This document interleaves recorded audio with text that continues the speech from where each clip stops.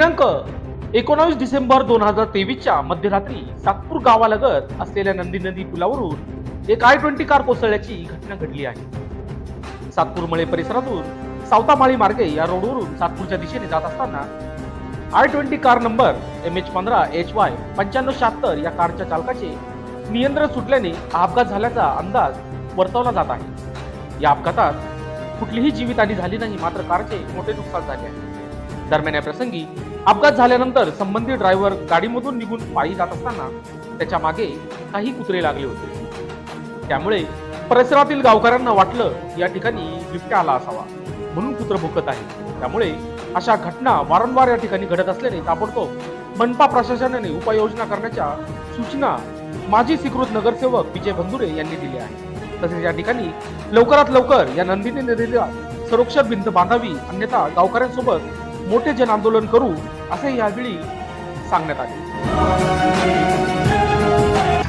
या ठिकाणी आत्ताच नवीन रस्ते झालेले डांबरीकरण आणि जो इस्मान या ठिकाणी जो गाडी चालवत होता त्याचा गाडीचा तोल फुटलेला असून कदाचित तो ड्रिंक केलेला असेल। रात्री 12-12:30च्या दरम्यान ही गाडी त्याला सुटलं नसल्यामुळे डायरेक्ट फास्ट असल्यामुळे ती डायरेक्ट नदी पात्रात पडलेली असो।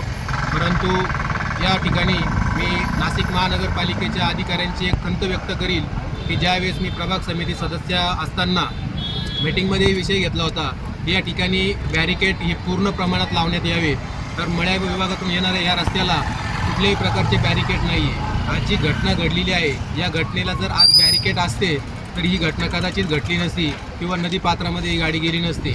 या ठिकाणी खूप मोठ्या प्रमाणामध्ये गाड्यांचा वाहतुकीचा मार्ग या ठिकाणी झालेला आहे आणि या ठिकाणी पूर्णतः असा हा भोंगळा कारभार आहे।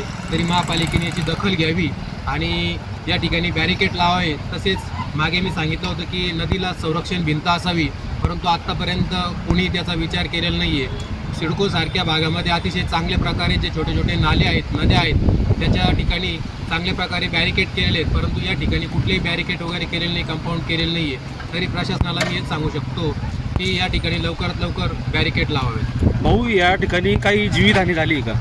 नाही, जीवितहानी तर झाली। ही गाडी सातपूर गावातली नाही आहे, ही कुठेतरी बाहेरची गाडी आहे असं ऐकायला आलं की रात्री 12:30च्या दरम्यान हा अपघात झालेला आहे आणि या अपघातामध्ये तो सुखरूपरित्या बाहेर पडलेला आहे। त्याची साधारण सीट बेल्ट लावलेला असतं, त्याच्यामुळे त्याचा जी बॅग असते एअर बॅग ती ओपन झाल्यामुळे त्याची काही जीवितहानी झालेली नाही।